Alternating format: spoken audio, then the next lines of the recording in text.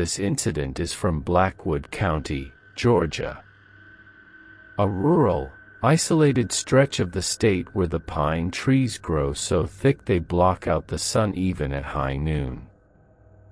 The air here is heavy, thick with the smell of wet earth and impending storms. I never believed in the concept of a bad seed. I was a modern woman, a woman who believed in nurture over nature, in the healing power of a stable, loving home. When I married David, I didn't just marry a man, I married a broken family. His first wife had died in childbirth, leaving him with a boy, Leo, who had never known his mother's touch. I promised myself I would be the mother Leo never had. I promised I would fill that old, creaking house in Blackwood County with enough love to banish the ghosts. But some ghosts don't want to be banished. Some things are born in the dark, and the dark is where they belong. It started on the week of Leo's 6th birthday. June 6, 2006. June 6, 06. David had laughed about the date, calling it a funny coincidence. He bought Leo a new bicycle and a cake with bright blue frosting. But I couldn't laugh. As the day approached, the air in the house grew thick, almost suffocating. The house itself seemed to be holding its breath, waiting for something terrible to happen. The first crack in my perfect, rational world happened in the backyard. I was in the kitchen, washing dishes, and looking out the window. Leo was sitting in the dirt near the edge of the tree line. He wasn't playing with the new toy trucks I had bought him. He was just sitting there, perfectly still, staring into the dense wall of pine trees. Suddenly, a man stepped out of the woods. He was filthy, wearing ragged clothes covered in dried mud and briars. His hair was wild, and his eyes were wide, frantic, and bloodshot. He didn't look like a hiker who had gotten lost. He looked like a man who was running from hell itself. I dropped the plate I was holding. It shattered in the sink, but I barely heard it. I ran for the back door, screaming Leo's name. By the time I burst onto the porch, the man was standing right over Leo. He wasn't holding a weapon, but his hands were raised, his fingers hooked like claws. "You!" the man screamed, his voice raw and tearing. "You are the shadow. You are the rot. Hey! Get away from my son!" I shrieked, sprinting across the grass. The man snapped his head toward me. "He is not your son. He is the vessel. You have to kill him. You have to kill him before the dark moon rises, or he will eat you all. I'm calling the police," I yelled, scooping Leo into my arms. Leo didn't cry. He didn't even flinch. He just stared at the men with a cold, blank expression. "The eclipse!" the madman shrieked, backing away into the trees as I retreated to the house. He was born in the shadow of the blood moon. The Brahm-Rakshas. The demon of the absolute dark. It owns his soul. Kill him, or you all die. The men turned and vanished into the thick pines, swallowed by the shadows. I locked every door and window in the house. When David came home from work, I was shaking, clutching a kitchen knife in the living room. I told him everything. I told him about the men, the screaming, the words he had used, vessel, demon, Brahm-Rakshas. David just sighed, rubbing his temples. Sarah, it was just some meth head from the trailer park down the highway. They wander into the woods sometimes. I'll call Sheriff Miller, have him do a patrol. It's fine. He told me to kill our son, David. I sobbed. He said he was a demon. And you're going to listen to a crazy person? David said, his voice taking on that patronizing, calm tone he used when he thought I was being hysterical. Leo is just a little boy. Look at him. He pointed to the corner of the room. Leo was sitting on the floor, quietly building a tower out of wooden blocks. He looked so small, so innocent. But as I looked at him, Leo slowly turned his head toward me. He didn't smile. He just stared. And for a split second, I swear I saw something pitch black swim behind his eyes, a shadow that didn't belong to a 6-year-old child. That night, Martha, our nanny, cornered me in the hallway. Martha was a local, born and raised in the swamps of South Georgia. She knew the woods, and she knew the things that lived in them. Mrs. Sarah, Martha whispered, looking around nervously as if the walls were listening. That meant today, he wasn't crazy. I heard what he called the boy. He called him the Brahm-Rakshas. Martha, please, not you too, I groaned, exhausted. You need to listen to me, she hissed, grabbing my arm with surprising strength. Leo was born during a total lunar eclipse. The old folks call it the dark hour. When a child takes his first breath while the sun and moon are swallowed by darkness, his soul isn't his own. It leaves the door open. An open door for the Brahm-Rakshas, the king of the dark. Stop it, I said, pulling my arm away. He's just a boy. He's a boy whose shadow is getting too long, Martha warned, her eyes filled with genuine terror. Watch him, Mrs. Sarah. Watch the way the shadows move when he's in the room. You'll see. I fired Martha the next morning. I couldn't have that kind of medieval superstition poisoning my home. I told David she had quit, and I tried to push the madman's words out of my mind. We threw Leo's birthday party that afternoon. I baked the cake. I blew up the balloons. Little Mia was running around the yard, giggling and chasing butterflies. It was supposed to be perfect. I brought the cake out, the 6 candles burning bright. Happy birthday, Leo. I cheered, setting it on the picnic table. Make a wish. Leo leaned over the cake.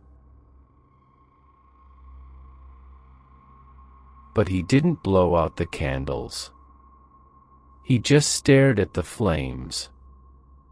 He stared at them with such an intense, unblinking focus that it made the hair on my arms stand up.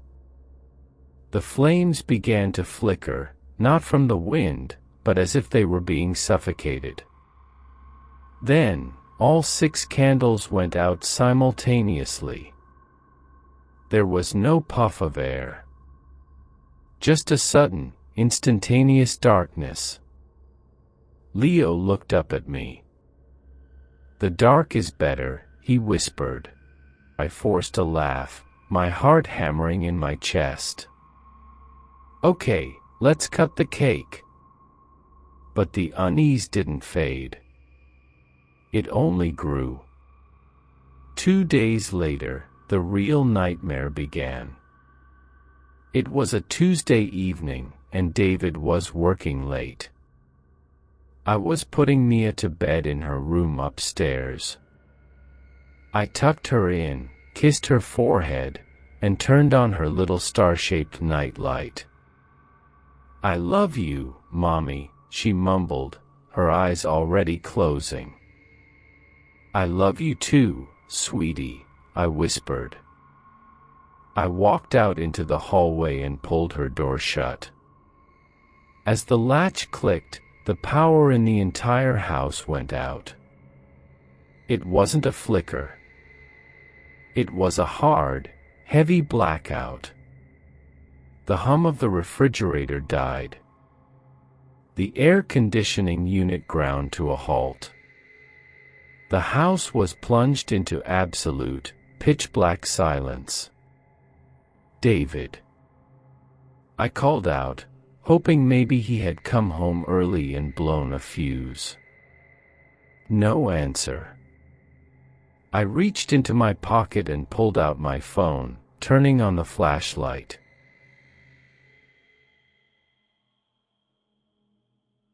The beam cut through the darkness, illuminating the long, narrow hallway. The shadows danced on the walls, stretching and contorting in the pale light. "Leo." I called out, moving toward his bedroom at the end of the hall. "Leo, stay in your bed, honey." The power just went out. I pushed open Leo's door and shined the light inside. The bed was empty. The sheets were perfectly made, untouched. Panic gripped my throat. "Leo." I turned around, shining the light down the hallway toward the stairs. That's when I saw it. The door to Mia's room, the door I had just pulled shut, was wide open.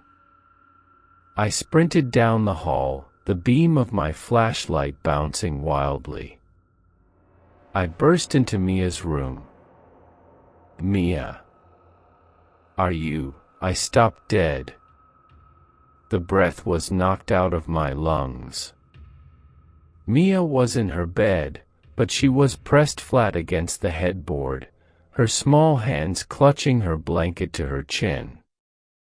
Her eyes were wide with a terror that no 4-year-old should ever experience. Standing at the foot of her bed was Leo.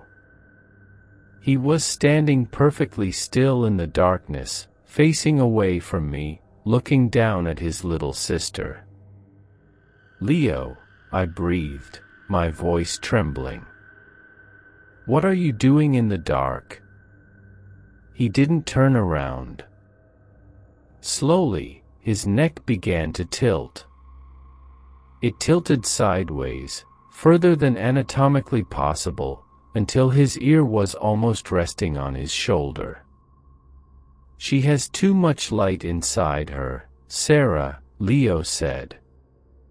But it wasn't Leo's voice. It wasn't the high-pitched, quiet voice of a 6-year-old boy. It was a deep, guttural, vibrating rasp. It sounded like 2 heavy stones grinding together at the bottom of a deep well. It was the voice of something ancient. Something that hated me. "Get away from her," I demanded, stepping forward, shining the flashlight directly onto his back. Leo slowly rotated to face me. The beam of the flashlight hit his face, and I screamed. His eyes were entirely black. There was no white, no iris, no pupil. just two bottomless voids of absolute darkness. His skin, normally pale, was a sickly, translucent gray, with thick, black veins bulging against his neck. He smiled at me, a jagged, unnatural stretching of his lips. The madman was right, the demon inside my son rasped, the voice echoing in the small room. The door is open, Mother. And I am coming through. Before I could react, Leo raised a small, pale hand and pointed a single finger at the flashlight in my hand.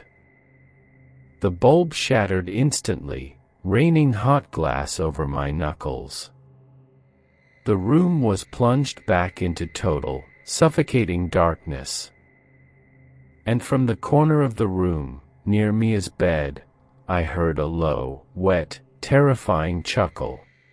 The darkness in Mia's room wasn't just the absence of light. It was a physical weight. It felt thick, suffocating, like a heavy woolen blanket soaked in freezing water draped over my head. The air pressure dropped so violently my ears popped, and the sudden stench of sulfur and rotting wet earth filled the room. The sound of the flashlight bulb shattering echoed in my ears, followed by the terrifying cascade of broken glass hitting the floorboards. I didn't think. Instinct took over. I lunged into the pitch-black void, throwing my arms forward until I hit the edge of Mia's mattress. I scrambled over the blankets, my hands frantically searching until I found her small, trembling shoulders. I pulled her into my chest, wrapping my body around hers like a human shield. "Mommy," Mia whimpered, her voice muffled against my shirt. "I've got you," I whispered, though my own voice was shaking so hard I could barely form the words. I waited for the blow. I waited for those cold, pale hands to grab me, for that unnatural, grinding voice to whisper in my ear. The silence in the room was deafening. Every creak of the house settling sounded like footsteps. Every beat of my own heart felt like a drum announcing our location. And then, with a loud, mechanical clack, the power returned. The star-shaped nightlight flickered back to life, casting a warm, yellow glow across the room. The hum of the air conditioning kicked back on. I whipped my head around, my breath catching in my throat, ready to face the monster. Leo was gone. The space at the foot of the bed was completely empty. There were no footprints. There was no shadow. He had vanished. "Sarah. What happened? Why is there glass on the floor?" David's voice boomed from the hallway. I looked up to see my husband standing in the doorway, his tie loosened, a confused and irritated look on his face. "David," I sobbed, clutching Mia tighter. He was here. Leo was here. His eyes.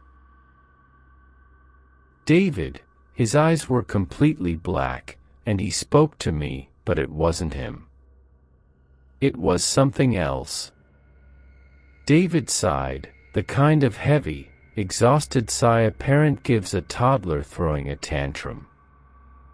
He stepped carefully over the shattered glass of my flashlight and knelt beside the bed. "Sarah, look at me," David said, his voice maddeningly calm. A transformer blew down the road. The whole block lost power for a minute. The bulb in your flashlight probably just popped from a power surge. It happens. A power surge doesn't explain your son telling me he's going to come through the door. I shrieked, my panic boiling into absolute fury. It doesn't explain why he was standing over his sister in the pitch dark. He's afraid of the dark, Sarah. David snapped, finally losing his patience. The lights went out, he got scared, and he came to find you. He probably ran back to his room when the bulb broke because he was terrified. Stop turning my son into some kind of monster. Go look at him, David, I challenged, my voice dropping to a harsh, trembling whisper. Go look into his eyes and tell me that's your son. David scoffed, stood up, and marched down the hallway. I carried Mia, refusing to put her down, and followed him. David pushed open Leo's bedroom door. Leo was lying under his covers, curled into a tight ball. His breathing was slow and rhythmic. He looked like an angel. He looked like a perfectly normal, innocent 6-year-old boy fast asleep. David turned to me, his eyes hard with judgment. He didn't say a word. He just shook his head, walked past me, and went downstairs. I stood in the doorway, clutching Mia, staring at the boy in the bed. I knew what I had seen. And as I watched him sleep, the temperature in the hallway dropped 10 degrees, and a thin layer of frost began to form on the edges of Leo's windowpane, despite the sweltering Georgia heat outside. The next 3 days were a descent into a living nightmare. The house felt like it was decaying around us. The air conditioning unit broke down completely, leaving the house baking in the humid, stagnant summer heat. But despite the 90-degree weather outside, there were pockets of freezing cold inside the house, dead zones where your breath would suddenly mist in the air, and the smell of ozone and rot would choke your lungs. David buried himself in his work, staying at the office later and later, avoiding the suffocating tension at home. I was left alone to navigate a house that no longer felt like mine. Leo stopped pretending. He didn't speak to me anymore. He didn't eat the food I prepared. He would sit in the center of the living room floor for hours, staring at the blank television screen. I noticed the houseflies first. A massive swarm of thick, black blowflies had infested the house, and they seemed drawn to him. They would crawl across his face, over his lips, and across his open eyes, but he never blinked. He never swatted them away. I kept Mia locked in my bedroom. I refused to let her out of my sight. I was becoming a prisoner in my own home, a warden guarding a tiny sliver of light against a creeping, inevitable darkness.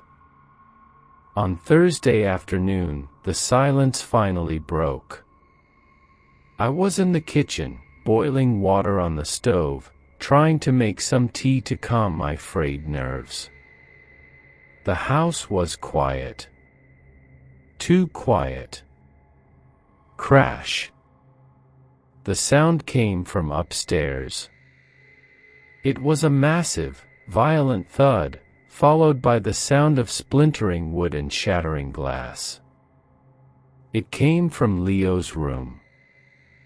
I grabbed the heaviest carving knife from the butcher block and ran up the stairs, my heart pounding a frantic rhythm against my ribs.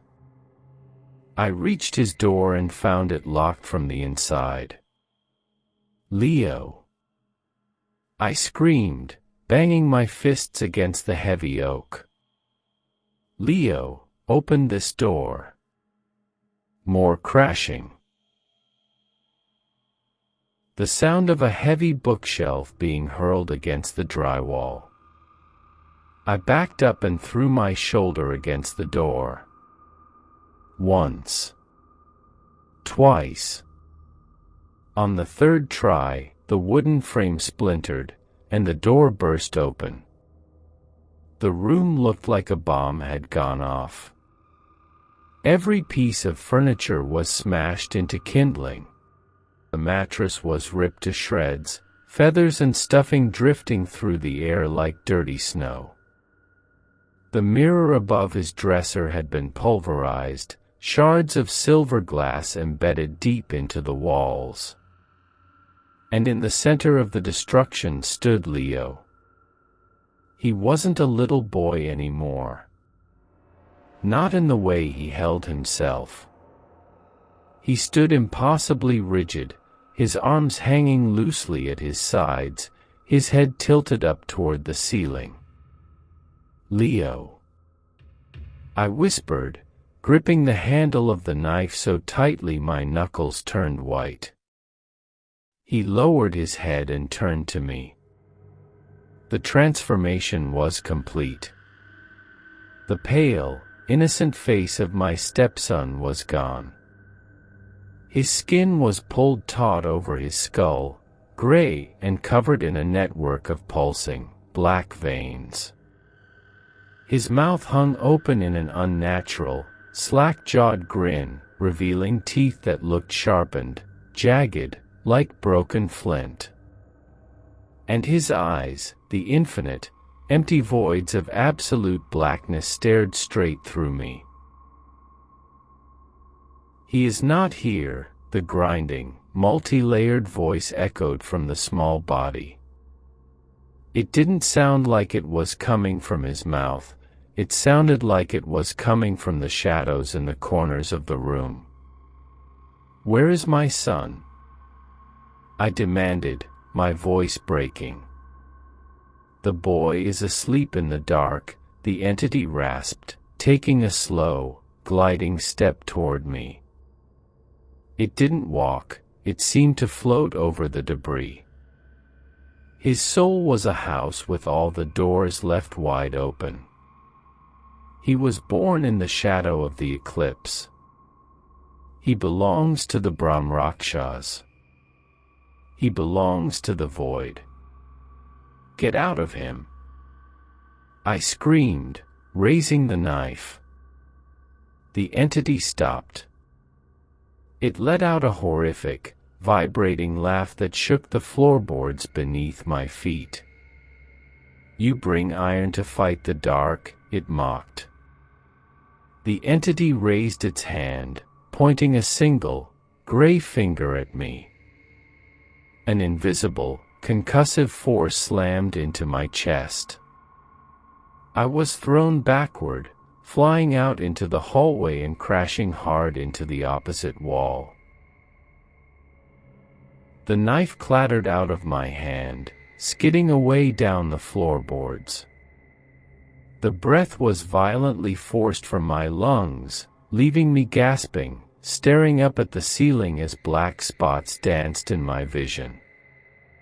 The entity slowly walked out of the bedroom, standing over me. The smell of rotting earth and sulfur was so intense I started to gag. "Tomorrow night is the Amavasya," the demon whispered, kneeling down until its freezing, void black eyes were inches from my face. "The night of no moon. The darkest night of the cycle. When the sky goes black tomorrow, the final tether will snap. The boy's soul will be consumed, and I will be permanent in this flesh. And when that happens, I am going to peel the light from your little girl's bones." The entity stood up, turned, and casually walked down the stairs, leaving me broken and sobbing on the floor. I knew then that David couldn't save us. The police couldn't save us. Reason, logic, and modern medicine were entirely useless against the ancient, festering rot that had taken root in my home. I dragged myself up, every muscle in my body screaming in agony. I didn't wait for David to come home. I knew exactly what I had to do. I had to find the madman. I left the house, locking the front door behind me, and drove my car straight into the heart of the Blackwood County pine barrens. I drove until the pavement ended and turned into a deeply rutted dirt logging road. I remembered the direction the men had run on the day of the birthday party. I drove until my car couldn't go any further, abandoning it by a rusted-out tractor, and proceeded on foot into the dense, suffocating woods. The sun was beginning to set, casting long, skeletal shadows through the pine needles. "Hello," I screamed into the desolate trees. "Please. I believe you." Silence answered me. He told me about the Amavasya. I shrieked, tears streaming down my face, mixing with the sweat and dirt. He told me he's going to kill my daughter. Please. Help me. From behind a massive, rotting oak tree, a figure emerged. It was the madman. His name, I would soon learn, was Elias. He looked even worse than before, his eyes hollowed out by lack of sleep and relentless terror. He held a heavy, iron crowbar in his right hand. "You shouldn't have come out here, Mother," Elias rasped, looking around the woods as if the shadows themselves were listening. "The Brahm-Rakshas knows you're sent now." "You called it a demon of the absolute dark," I pleaded, grabbing his filthy shirt. "You told me to kill him. There has to be another way. He's just a little boy. Tell me how to exorcise it." Elias let out a bitter, hopeless laugh. "Exorcise? You think this is some Hollywood ghost story with holy water and a priest? The Brahm-Rakshas isn't a ghost. It is the physical manifestation of the void. It preys on children born during the eclipse because they have no celestial light to protect them. Once it claims the vessel, it roots itself deep into the meat and bone." Elias grabbed my shoulders, pulling me close. His breath smelled like old pennies. "Tomorrow night is the new moon. The total dark. When the sun sets tomorrow, the entity will completely fuse with the boy. You won't be dealing with a possessed child anymore. You will be dealing with a demon walking the earth in a suit of human skin. It will slaughter your husband.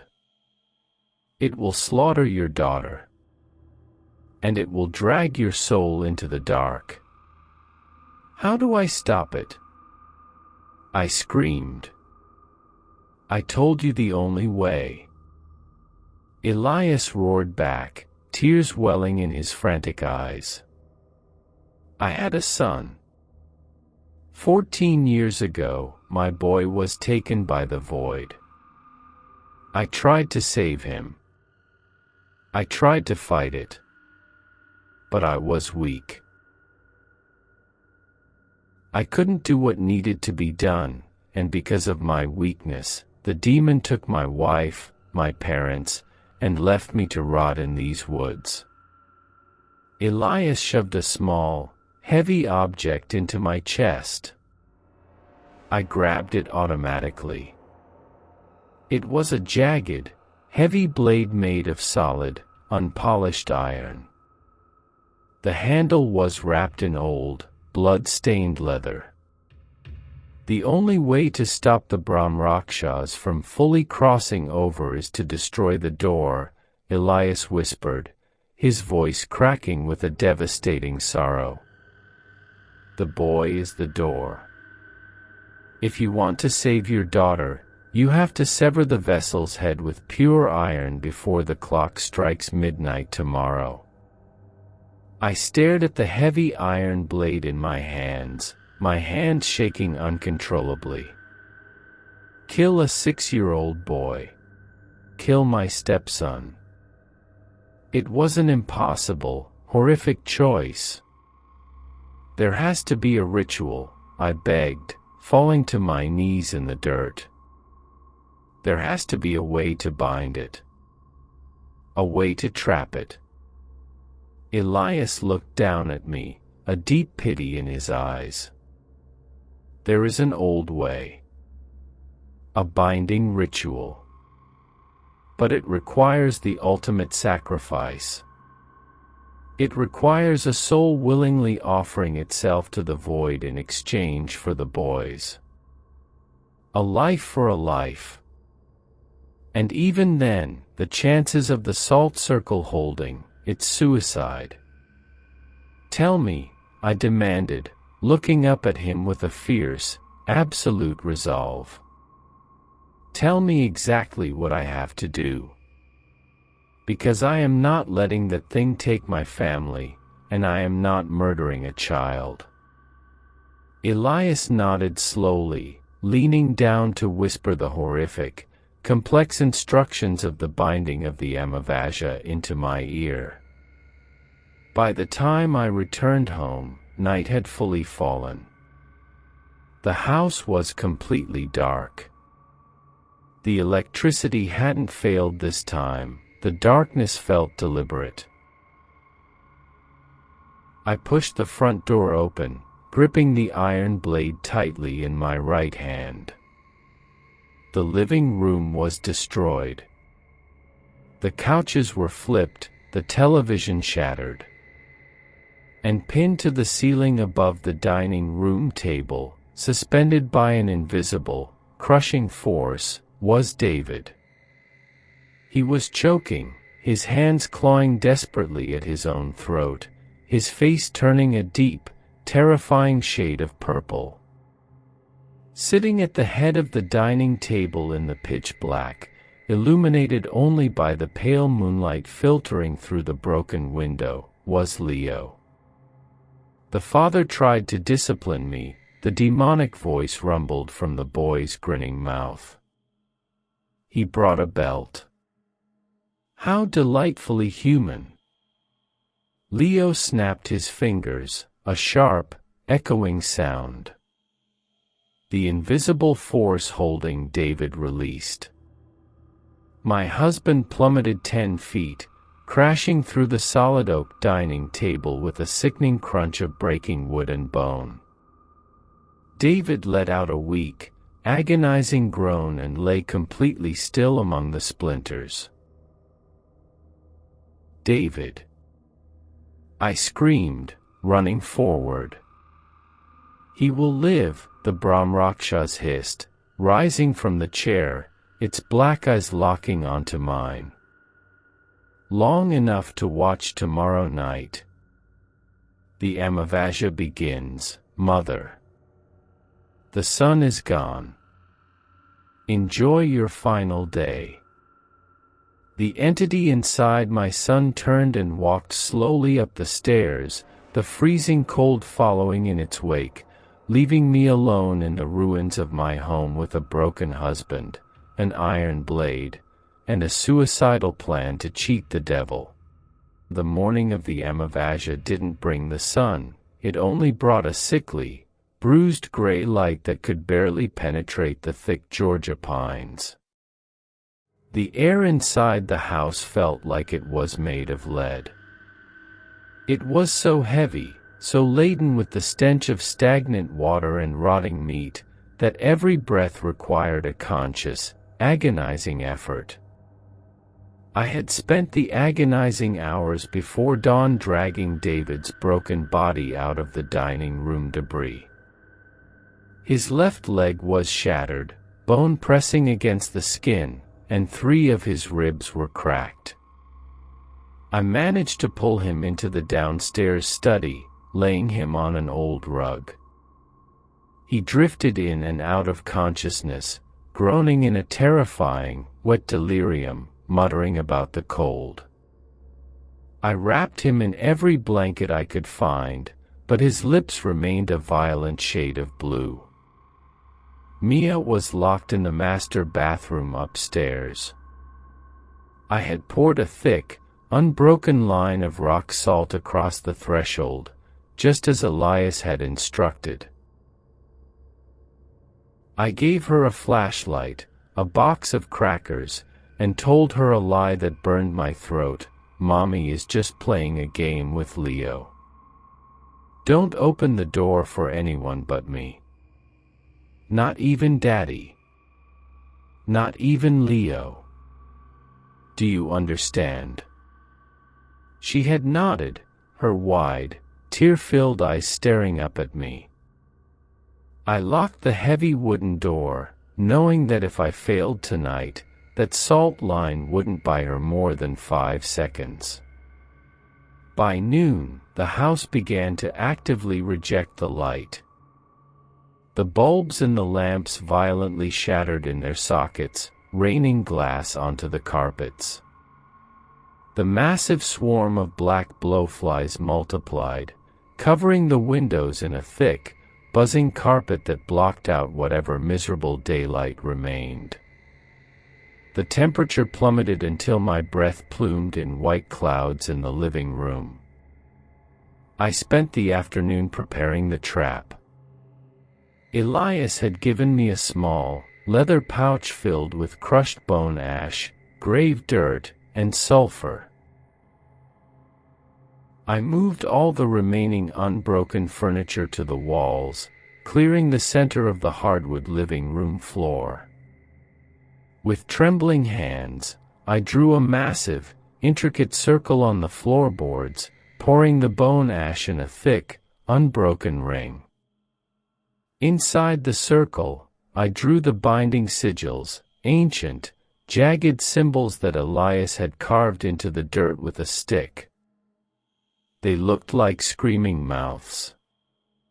I placed the heavy iron blade in the dead center of the circle. The handle was cold, slick with the old, dried blood of whoever had used it before me. Now, there was nothing left to do but wait for the absolute dark. The transition wasn't subtle. At exactly 8:14 p.m., the sun dipped below the horizon, and the new moon, the Amavasya, took total control of the sky. The moment the last sliver of twilight died, the house let out a sound. It wasn't a creak or a groan. It was a massive, deep exhale. The walls seemed to bow inward. The floorboards vibrated. From the top of the stairs, I heard the sound of bare feet stepping onto the hardwood. Slap, slap, slap. It was a slow, deliberate rhythm.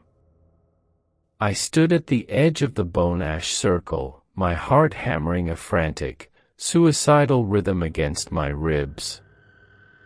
Leo emerged from the shadows of the second-floor landing, but it was impossible to think of the thing wearing his skin as my son anymore. The possession had reached its absolute peak.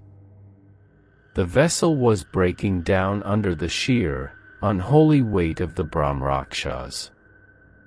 His pale skin was stretched so tight across his skull it looked like it might tear at any second, revealing deep, weeping fissures around his jaw and cheekbones. The black veins now covered his entire face, pulsing with a thick, oily fluid. His arms hung at an unnatural length, the shoulder joints visibly dislocated to accommodate the entity's shifting form. But his eyes. The infinite, bottomless black voids were now bleeding a thick, black smoke that drifted upward, curling around his head like a dark crown. "The light is gone, Mother," the entity rasped. The voice was a deafening, multi-layered roar that seemed to vibrate directly inside my teeth. "The sky is blind. The vessel is consumed. The void is forever." "Not yet," I whispered, stepping fully into the center of the binding circle. I picked up the heavy iron blade, holding it out with both hands. "Come down here. Come and take it." The demon stopped at the bottom of the stairs. It tilted its head, a series of wet, popping sounds echoing from its neck. It looked at the iron blade, then down at the circle of bone ash and sulfur. A horrifying, booming laugh tore from its jagged throat. "You think dust will hold the dark?" it mocked. "You think you have the strength to bleed for this meat? Come and find out," I challenged, my voice shaking but loud. The Brahm-Rakshas lunged. It didn't walk, it launched itself across the living room with the speed of a striking viper. It slammed violently into the invisible barrier of the circle. There was a blinding flash of blue, crackling energy, and the stench of burning ozone filled the room. The demon was thrown backward, landing on all fours like a grotesque, broken spider. It hissed, a sound like a high-pressure steam valve bursting. The skin on its hands was charred black where it had struck the barrier. "You cannot hold me," it roared, the walls of the house trembling. "I don't need to hold you," I shouted over the noise. "I just need to trade." I raised the iron blade and, without letting myself hesitate, I dragged the jagged edge across my left palm. The pain was blinding, sharp, and immediate. Hot, bright red blood welled up and spilled over the iron, dripping down onto the center sigil on the floorboards. The moment my blood hit the ash, the circle erupted into a wall of pale, ghostly fire. "I offer a life for a life." I screamed the incantation Elias had taught me, forcing the words through my terror. "Blood for the shadow. Meat for the void. Release the boy and take the willing vessel." The Brahm-Rakshas writhed on the floor outside the circle, the black smoke pouring from its eyes thickening, swirling into a massive, suffocating cloud. The entity was screaming, a sound of pure, ancient agony as the binding magic began to forcibly tear it from the roots of Leo's soul. "No!" the demon shrieked, clawing at its own face, ripping deep gashes into Leo's skin. "This shell is mine. I will not go back to the cold." The pull of the circle was immense. I felt the air being sucked out of my lungs. I fell to my knees, holding the bloody iron blade, chanting the words over and over. I was offering myself. I was offering my mind, my body, to let the demon inside me so that Leo could live. I was preparing to be the cage. The black smoke surged forward, reaching out like a massive, shadowy hand, trying to bridge the gap between the boy and the circle. The entity was coming out. It was coming for me. Take me!" I screamed, dropping the knife and throwing my arms open, waiting for the freezing dark to consume my mind. But the dark never hit me. The front door of the house exploded off its hinges, sent flying across the room in a shower of splinters. Elias burst into the room. The madman was drenched in sweat, his eyes burning with a desperate, wild clarity. He didn't look at me. He looked directly at the screaming, smoking mass of the Brahm-Rakshas. 14 years. Elias roared, his voice cutting through the demonic shrieks. 14 years I've owed you a life. Before I could scream for him to stop, Elias leaped into the path of the black smoke. He stepped directly between the edge of the circle and the entity. "Elias, no," I sobbed. "The circle. You have to be in the circle. The circle is for binding." Elias yelled back, a tragic, broken smile on his face. "I'm not binding it, Sarah. I'm taking it to hell." Elias reached down, grabbed the bloody iron blade from the floor, and turned his back to me. He stood facing the demon, spreading his arms wide. "I am a willing vessel." Elias bellowed at the top of his lungs. "Take the rot. Take the dark." The Brahm-Rakshas, desperate for a host, desperate to escape the tearing agony of the ritual, abandoned its hold on Leo entirely. The remaining black smoke erupted from the boy's mouth in a violent geyser, leaving Leo's small body to collapse limply to the floor like a puppet with its strings cut. The massive, screaming cloud of absolute darkness slammed into Elias. Elias didn't scream. His body arched backward, his spine bowing as the black mass forced its way into his mouth, his nose, his eyes. His skin turned instantly gray, the veins blackening in seconds. The sheer force of the entity entering a willing adult host created a shockwave that blew the remaining windows of the house completely out. Elias dropped to his knees. The demon was fully inside him now, taking control, its emerald green eyes flashing open with a terrifying, triumphant glare. It looked at me. It grinned. A stronger house, the demon rasped through Elias's mouth, preparing to stand up. But Elias's right hand, the hand holding the iron blade, refused to uncurl. The madman's soul was fighting back for one final second. With a guttural roar of pure, human defiance, Elias raised the heavy, blood-soaked iron blade and plunged it directly upward, driving the jagged metal deep into his own heart. The demon's triumphant grin turned into an expression of absolute, horrific shock.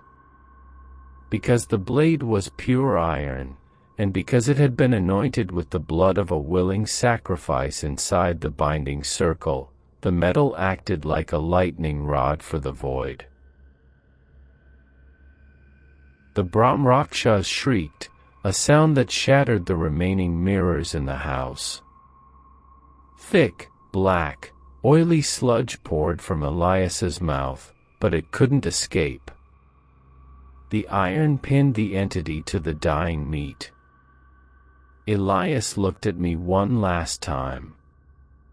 His eyes faded from emerald green back to a soft, tired human brown. "Tell them." Elias coughed, blood and black sludge spilling over his lips. "Tell them. I paid my debt." Elias collapsed onto the hardwood. His body hit the floor with a heavy thud. For a moment, the black sludge continued to bubble around the iron blade in his chest, but as Elias's heart stopped beating, the sludge hissed, steamed, and evaporated into nothing. The absolute dark broke. The crushing pressure in the room vanished. The swarm of flies dropped dead from the ceiling, raining down like black hail. The temperature instantly spiked, the freezing frost on the walls melting into warm, Georgia summer condensation. I sat in the center of the bone ash circle, gasping for breath, the blood dripping from my palm. Silence returned to Blackwood County. I scrambled out of the circle, ignoring the pain in my hand, and crawled to the small, motionless body of my stepson. I scooped Leo into my arms. He was pale, his face covered in scratches, but his skin was warm. "Leo," I sobbed, pressing my ear to his chest. Thump, thump, thump. A steady, normal heartbeat. Leo's eyes fluttered open. They weren't black voids. They were just the soft, confused brown eyes of a 6-year-old boy. "Mommy," he whispered, his voice small and frail. "It's so dark in here." "I know, baby," I cried, pulling him tight against my chest, burying my face in his hair. "I know. But the light is coming back. I promise." We never spent another night in that house. I carried Leo upstairs, grabbed Mia from the bathroom, and helped David hobble out to the car. We drove until the sun came up, leaving the ruins of our home, and the body of Elias, behind us. The police found Elias's body the next day. They ruled it a home invasion gone wrong, a deranged drifter who had broken in, smashed the place up, attacked my husband, and eventually taken his own life in a fit of madness. They didn't understand why the walls smelled like sulfur. They didn't understand why the iron blade was fused to his ribs. And we never, ever tried to explain it to them. We moved to the West Coast. Somewhere bright. Somewhere where the sun shines 300 days a year. David walks with a cane now. The doctors say the bone didn't heal right, but David knows the truth. The cold never fully left his marrow. Leo is 10 years old now. He's a good kid. He plays baseball, he loves his sister, and he gets good grades. But he refuses to sleep without a light on. Not just a night light, the main overhead light in his room. And sometimes, when I check on him in the middle of the night, I stand in the doorway and watch him sleep. I watch the way the shadows from the hallway fall across his bed. I know the Brahm-Rakshas was destroyed. I know Elias took it to the grave. But the old legends of Blackwood County say that a door, once opened, never truly closes perfectly tight again. It always leaves a crack. A sliver of space where the draft can get in. So I keep the lights on. I keep the salt by the windows. Because I know what lives in the dark, and I know that the void is always, always waiting for an invitation to come back inside.